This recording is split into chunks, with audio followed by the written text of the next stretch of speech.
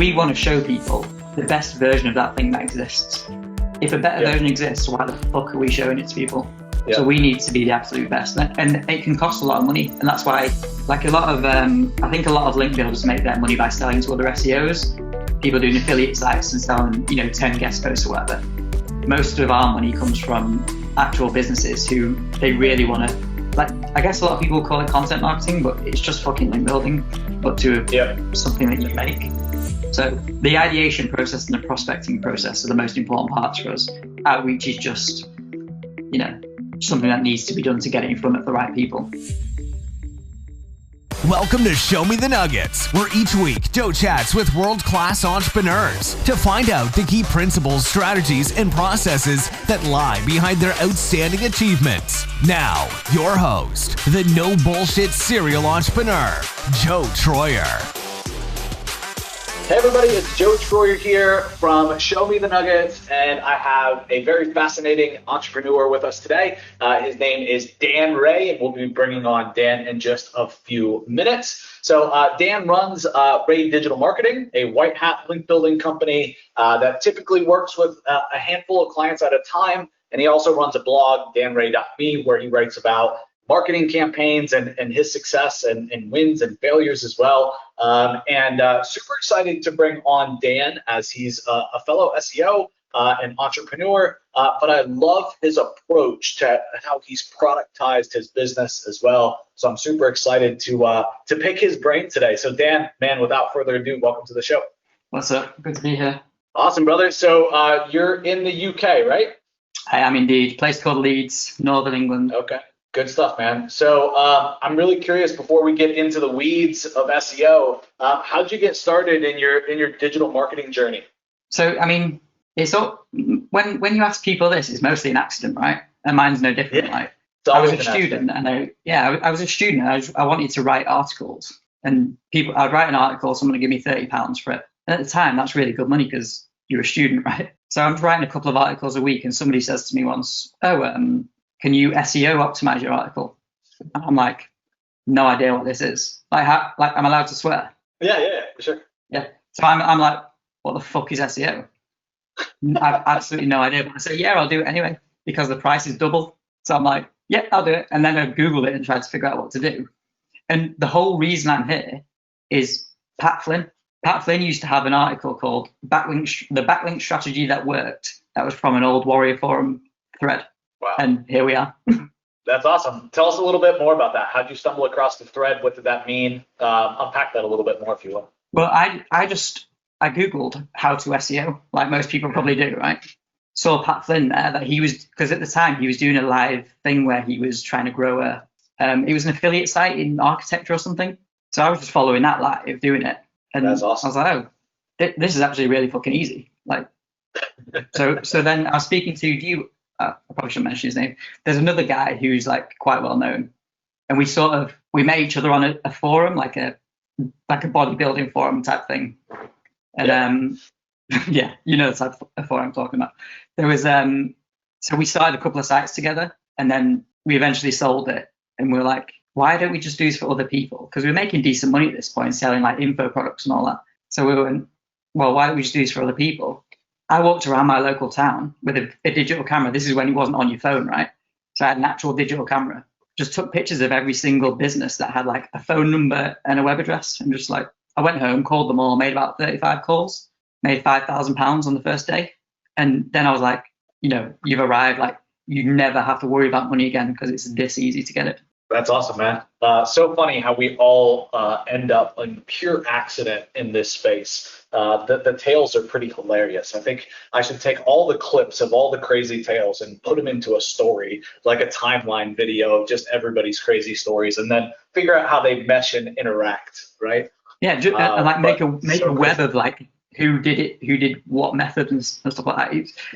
I've never, ever cold called since. I did it for one day. That's awesome.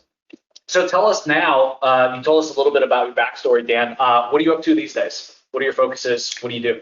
So it's hard to say at the moment. I got to a stage where it was like I'd made enough money because I was doing white hat outreach, and by white hat all I mean by that is manual prospecting and then sending an email to somebody. None of it's white hat, but that's what people refer to as white hat in my book. Yep. And there weren't many people doing it back in the day, so I could charge an absolute fortune for it. And I was just, every month it was just like top, top, top, and the money was just going up. So it got to a certain level where I was just like, right, I don't want to talk to people anymore. So like, fuck it all. Then Corona happened. So I'm sat there thinking I've got, retirement money. And then Corona happens. It's like suddenly, like, the house I was living in was quite small and dark, and it was not great. So when Corona happened and we couldn't go out anymore, I was like, because I'm really high risk as well, I have some disabilities. We moved into this like gorgeous house, and it's massive, but I'm like, well, do I want to live in a rented house? I should be able to buy my house, right? I didn't have enough money, so I'm trying to get the money now to buy it, but that money doesn't grow on trees. So now I've started doing clients again, but I haven't been for a long time. So COVID drastically changed your life, like it's changed so many people's. So you're up, you're prospecting again, you're getting clients again. You've turned back on your agency, so to speak. That seems like a big focus. Let's go there for a second, man. Let's talk about what are you doing for link building these days? What's working? Maybe give us a little hint on maybe what everybody's talking about these days they think is working and just flat out isn't, or something interesting. Give us something sexy in there. So do you know who Eric Ward is? Right? Eric Ward pretty much, he either invented link building or was one of the very first to do it publicly, right? All I do now is exactly what he said to do. And we're talking 10 years ago, but I have a systemized way of doing it. So I use Google Sheets to make sure that clients can see the work being done live. So I don't have to send reports. My staff can go in, one prospector can add the prospects, one guy can go and take the prospects and then email them. And then if we get a guest post or whatever, they assign that to a writer. They're all in a team together in Slack.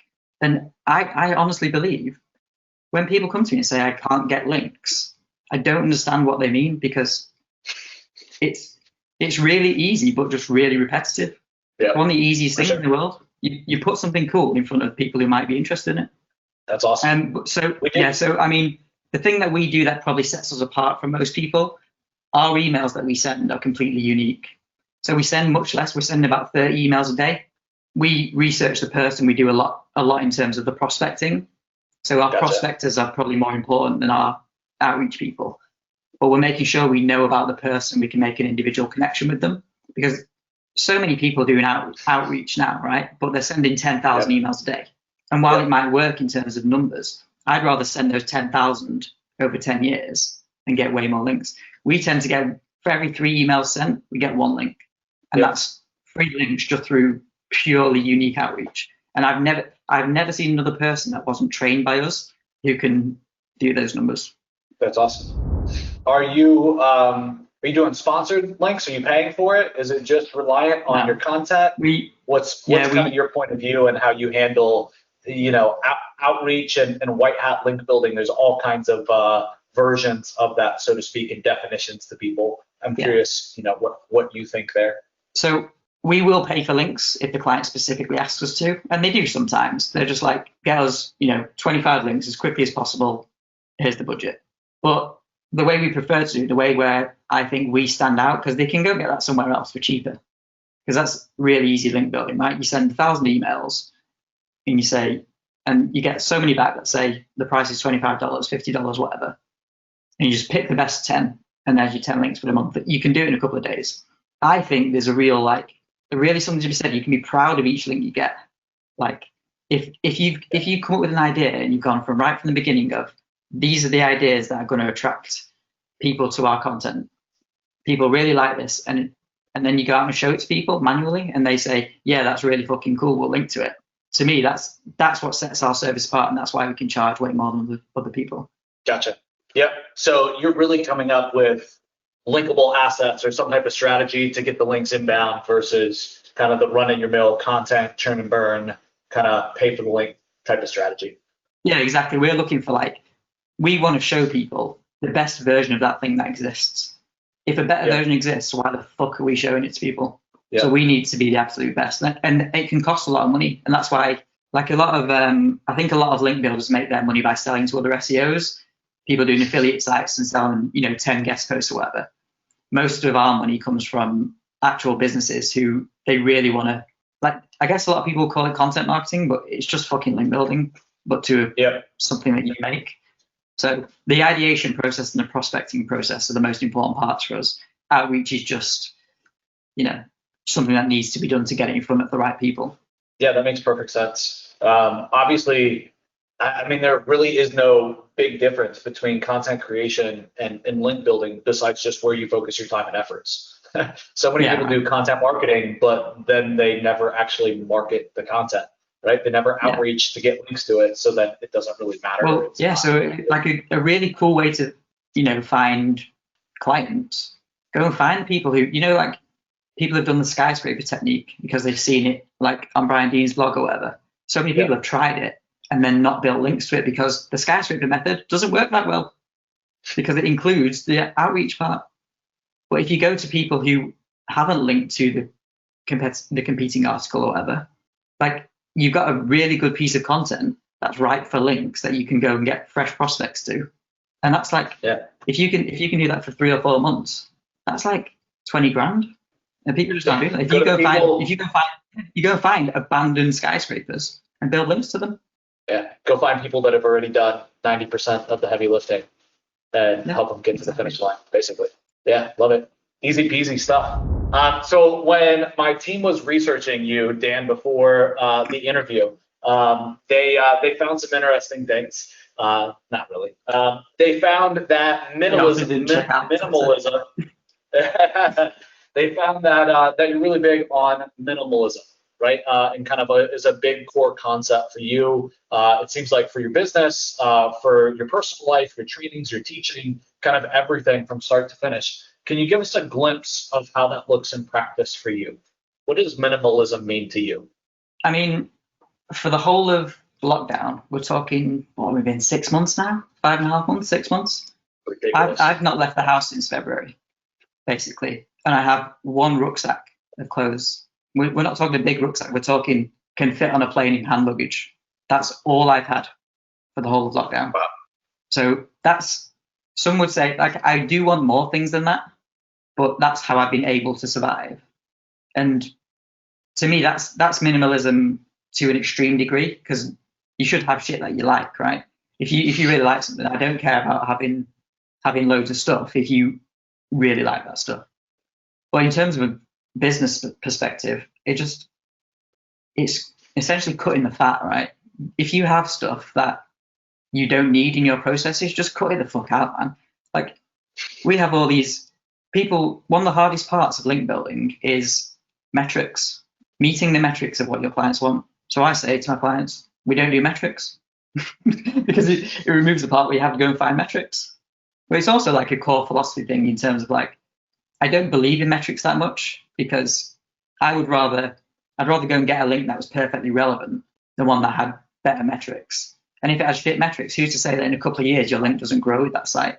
Like, if they're an up and coming blog, it might be a great link in a couple of years. Interesting. Yeah. So essentially what I'm saying is I cut the shit out that I don't. If it's not absolutely essential, cut it out. And what's the core concept behind that? Like, why do you feel that way? Is it because you feel like life's just easier that way, that there's less decisions to make? You think, like, what if you had to sum it up, like, why do you think you have such a focus on minimalism? There's a video. If you go to my blog on the homepage, I don't really update my blog, so don't expect to find anything great there. All my content is in my Facebook groups. You'll find a video called My Core Story, right?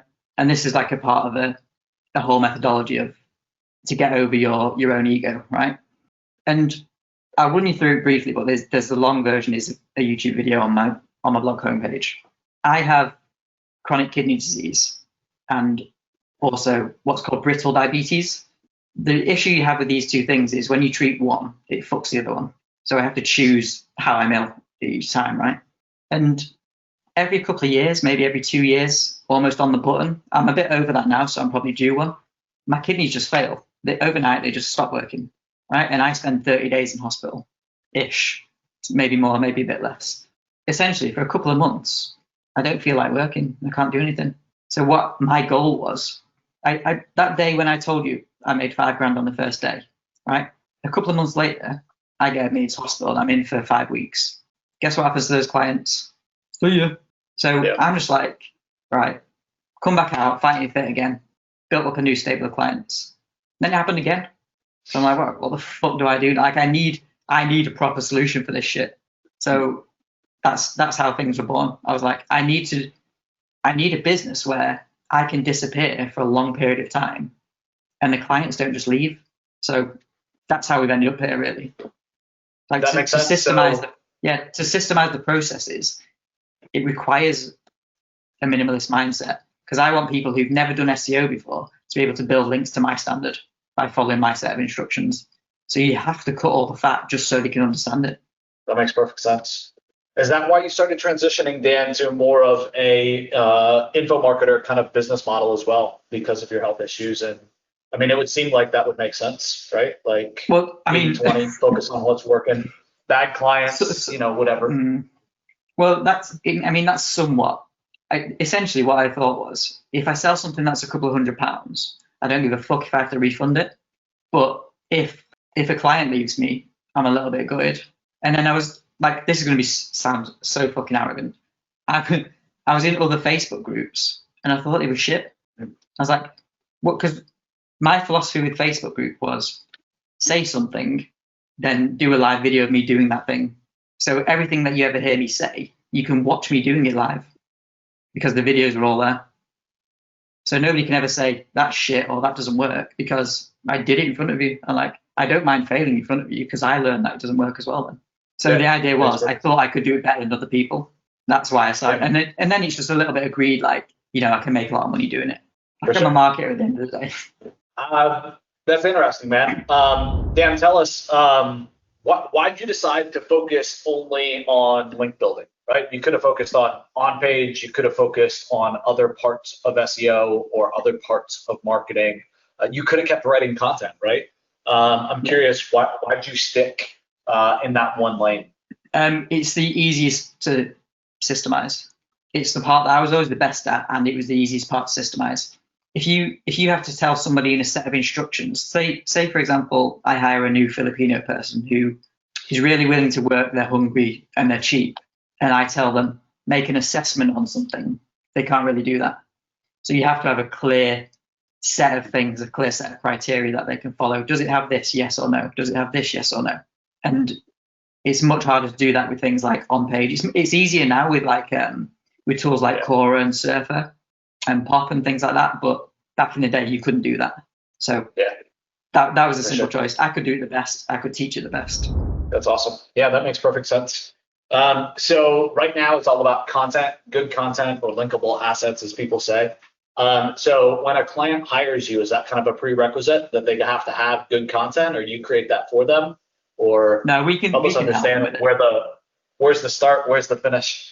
Yeah, I mean, a lot of clients who come to us, they'll already, because of the way that I sell, it's really, really, really soft. I'm really bad at sales, so I figured the best way to do that would be to here's exactly what I do to the level where you can do it yourself, and if you don't want to do it, here's my price.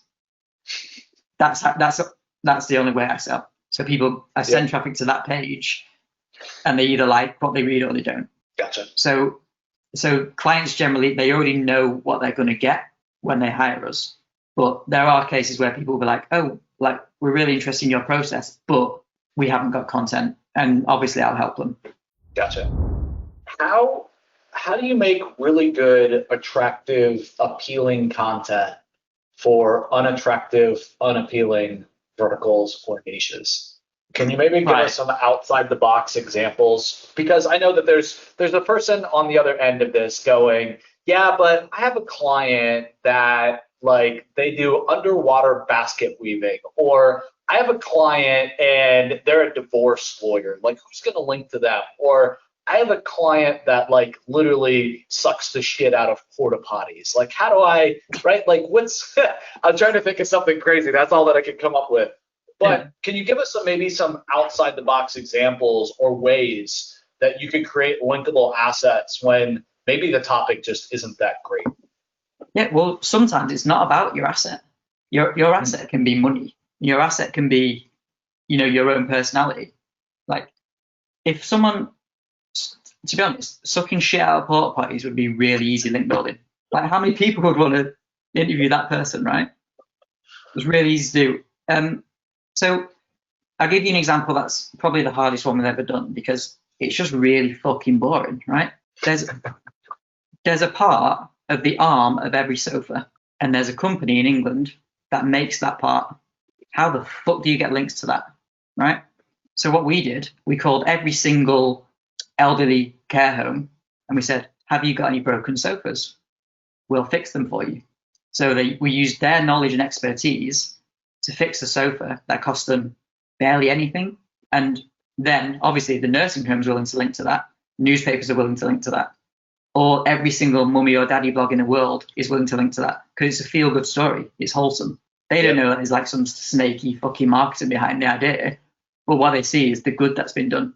No, man, I love it. So yeah, you got a broken sofa. This is what we do. We're here to help. This is our mission. This is our values. This is why we're doing it. That's an amazing story. You've got old story. People sat on broken sofas. Let us fix it for you for free, and that's a newsworthy story. Yeah, for sure. So a lot of what I'll tell people is you can find where the audience are, who's interested in what you have, who can you help. I often talk about like the big four, right? If you can make whatever you're doing help people who are elderly, children, physically disabled, or mentally disabled, if you can appeal to those people and actually help those people, or the people who care about those people, it's such a passionate set of people that if you can get anything in front of them, they're happy to share it. And that goes for anything. You should take that message, right? If people are passionate about something and you can help that type of people, they'll link to you all day long. That's really good shit right there, man. Was the golden nugget, the one golden nugget that any link builder could get out of today, man. That was really good. I'm curious then, to take it full circle.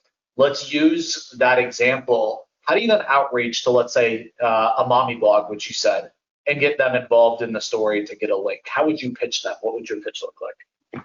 So the thing that we do, and this is going to be far too much for other people because it's very time consuming, but I'll tell you our process, and I'll tell you maybe a shorter one that might work. Okay. We're going to find out, when you say you're pitching a mummy blog, right? We're going to find out who that mummy is. What issues do her kids have? What does she need help with? Like, have they recently bought a puppy? Is it shitting on the carpet? We're going to find out all these like little tidbits. You know, the type of conversation you'd have with a mate. Yep. Like, oh, what have you been up to this week, Joe? Oh, my dog shit on the floor. And then my mate came over and sucked it out of a porta potty. We want to find out that stuff about you, which is generally on social media, because if funny shit happens, they put it on social media, especially if you're a blogger. Yep. So we're going to find out all that stuff, and then we talk about that with them. Like, oh no, I remember when I had a puppy, like, she shit everywhere, that kind of thing. Like, she chewed through walls and fucking killed our snake. If you appeal to them on that sort of level, like as a mate, first off, it drops the barriers, because now people get so many guest post pitches. They're just like, yeah, it's £200, or just no. If you talk to them as a person, then you're like, oh, by the way, the reason I actually contacted you was, do you want a guest post? Yeah, sure, because we're friends now. And every time you have something that might be attractive to that person's blog, or you want to be on their blog again, guess where they're giving a link to? Yeah, for sure. I love that. It's nobody's doing it. Everybody's playing the volume game, and there's nothing wrong with that. It's just a different game. It definitely works. Volume absolutely works. Yeah, it's really interesting. I love the core four too, and thinking through that. I mean, and why it's a way to create a linkable asset that isn't really a linkable asset, right? Like, it's just such a goodwill campaign. Who wouldn't want to support that? And that's going to help that business way more than just link building too. I mean, think about the news and the PR and the stories and their customers hearing it. Like, that's way more than just an SEO's linkable asset too. Yeah, and I'll give you another example of a very extreme, like, different niche that might work. I don't usually talk politics, right? And this might be right. Don't shoot me for this. we're going to talk about guns for a second, and guns in America for a second. If there's an election coming up, you might notice there is one, right? Generally, whichever side you're on, pro-gun or anti-gun, pro-abortion, anti-abortion, right? So if you have anything along those lines, I would assume that Trump is pro-gun. Am I right? I don't know. I would assume as well. So one of the sides will be pro-gun and one of them will be anti-gun, right? Yep. So if you can get on any Trump blog just by producing Trump content, because people are hungry around election time for Trump content. And if your client's pro-gun, you can squeeze that into a Trump article if that's part of his policy. And guess who wants to link to that? Every gun site in the world. Yeah, for sure. This is something else that people should always keep an eye on the shit that's happening, right? I did it for a long time where every Marvel movie that came out or every Star Wars movie that came out, I'd be like, can I relate this to my client? Because people are hungry for that content. So we got links to a car loan, right? One of the shittest industries in the world to get links to, car loan company, right? How much does the Millennium Falcon cost to staff and run? Because Star Wars was coming out. 25 links in an industry that cost thousands for links. Really easy to do. You literally wrote that content? We made an infographic on it. How much would Chewbacca cost to staff for a year? Right? Oh, that's awesome. I love it. What would you say to somebody that argued but that's not relative, that's not, that's not contextual, those, auto loan and, Star Wars, what would you say? I'd say it's an article about cars. We're mentioning car parts, and it's a link in an industry where you can't get free links. If somebody wants free links in that industry, they have to make some relevance changes, because you can't. What you can do? How many websites talk about car loans that aren't car loan companies? Yeah, if they want free links, they can go and buy links all day long. If they want free links, you have to make these sort of little sacrifices. Gotcha. That makes sense. Awesome, man. So talking about your minimalist approach to link building, your team, your management, I'm curious, what do you think is the 80-20 in terms of the core systems processes that an SEO needs to build if they wanted to follow in your direction, or any marketer, right? If they wanted to follow in your direction? What are don't worry about these things, just worry about this and you're set. Here's the few things versus I think SEO, everybody overcomplicates the shit out of it, in my opinion, right? And it's always this little thing changed and it's changing the world, and then the next week it's a different thing, and at the end of the day, neither of them really mattered. And so I love your approach. It's super refreshing. I'm curious what you think is kind of the 80-20 of what you do, or how somebody could follow in your footsteps. The way I see it, you need 4 systems in your company, right? If you want to do exactly what I do today, you need 4 things. You need a way to get clients, a way to build links, a way to hire staff, and a way to train staff. If you can do those 4 things, you can do exactly what I do tomorrow, right? Luckily, there are people who sell these things.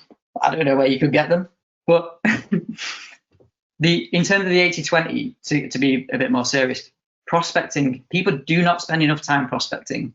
The reason that your link rate is probably 1 in 1,000 is because your prospects are shit. Yeah. Sometimes you can send the exact same guest post template to the right prospects, and you'll get way, way, way, way smaller numbers. So I think if people spend 80% of their time prospecting and 20% on outreach, they do way better. But really, this is what I do not understand, right? So many people, I've sold 2,000 copies of my link building system, and yet nobody's building links. So it's are you just not following it?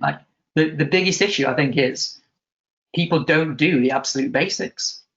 They do the basics well and consistently, and you're way better than most of the people. Yeah. It's the fundamentals. It always comes back to the fundamentals. And so many people skip the fundamentals and they just keep grabbing the newest, latest, greatest, whatever whiz bag. And then they look up 12 months, 18 months, 24 months later and go, holy shit, I've changed my SOPs or lack thereof every month because I've been focused on kind of what's hot, what's sexy instead of what matters. Yeah. See it all the I time, give out a free, like my link building system's like 25 types of links or something like that. I give a free one that's guest posts and resource page links because they're low value links really, but people want them a lot. So essentially you can go and do exactly what I do for free just by looking at a page on my site, right? And the amount of people who they view it and then show me what they're doing and why it isn't working. And all I do is I look at them straight away and say, why did you miss that step? Or why did you change that? Oh, I thought it'd be better. Don't fucking think. I'm giving you a system. I love that. Don't fucking think. Yeah, I mean, a really, really wise friend of mine has always told me, always been the guy tapping me on the shoulder, like, is that new business 7 figures yet? No. Then why are you not just imitating? Like swipe, deploy, copy. Like you should not be innovating at all, right? Like until you get to 7 figures, you should just be completely like just copying. Take what works. Don't innovate. Like follow, pay for somebody's coaching, but just do exactly what they do. Don't make any iteration. So I love that. No, I have similar way to you. My strategy is Eric Ward's strategy. It's just I've systemized it so it's not a book anymore. It's a set of spreadsheets that do the exact same thing. And someone can come into my paid membership today. It's £95, right? I have something in there called the Quick Hustle. And it's not meant to make you rich. It's not meant to give you any sort of sustainable income. What it is, if you need money tomorrow, here's how to get it. Right? It's a very, very simple strategy. It's not even mine. I took it from somewhere else. A guy called Brian Harris, if you know him, he's cool as fuck. Yep. I took his strategy and adapted it, and it works every single time we do it. Every single time. Like you send about 25 emails, and you get a client, and they're probably lower than if you're selling a £5,000 service. You might sell it for 3,000 because it has to be a win-win. It has to be a no-brainer to do it, right? But you have $3,000 that you didn't have yesterday. People come in, they start doing it, don't finish it, and then they leave saying it's shit. It's like, you didn't do the thing, the number one thing. It's step one. You can't do other stuff until you've done that. But we have complete templates, like everything. Like as I said earlier, everything that I say, there's an example of me doing it live in the group. If you missed it live, there's a recording. But you can sit there for 4 hours and watch me do this stuff. The most boring, laborious shit in the world.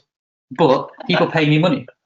So if someone comes in and they just want to pay for that, they can come in one day, pay me £95, rip all my shit, and then leave and make £100,000 a month. And you're okay with that? Absolutely not. That's too funny. I gotta ask you the infamous question, right? So, and it's infamous because everybody thinks this way, but I'm curious to see your point of view on it, right? I gotta ask you if you had to start all over again, right? Question, right? If you had to go back to zero, if you ended up in the hospital again, let's say, but you lost your memory too, if you had to start back at zero, right? Like what would change? Like what would you tell your younger self? Oh, I tell my younger self, be fucking consistent, man. Like if you do the same thing over and over and over again, most things work. Yeah. Find somebody to model and just do it over and over and over again. The amount of times I've found something that works and stopped doing it and then been like, oh, well, like, why do I not do that anymore? So just be consistent, man. Like you'll be all right. Money is absolutely abundant. All you have to do is find a way to go and get your hands on it. And there's plenty of people showing you how. I'm sure you're showing people how. I'm definitely showing people how. For sure. Absolutely love it, man. So true. So true. All right, dude. I really appreciate having you on. This has been awesome. It's been refreshing. We'll make sure that we link up your course and your little freebie course as well. So we'll link up danray.me and also your Ray Digital Marketing. Instead of asking you to recommend 3 books, which I feel like every podcast does, I want to ask if there's one book that you think has made the biggest impact on the way that you do business and why. It was just like, Joe, I can only recommend you one book. Okay, right, no, got it. Oversubscribed by Daniel Priestley. Okay, beautiful. If you're having trouble getting clients, just read that book. You'll be fine. Perfect, mate. Dude, Dan, it's been freaking awesome. If there's anything that I can ever do for you, please don't hesitate to reach out. This has been awesome. I'm sure that all the podcast listeners are going to absolutely love this episode. Super refreshing, man. And I hope that you stay healthy, man, going through Corona. Really mean that. And have an absolutely fantastic weekend. See you guys. Oh, man, nice one.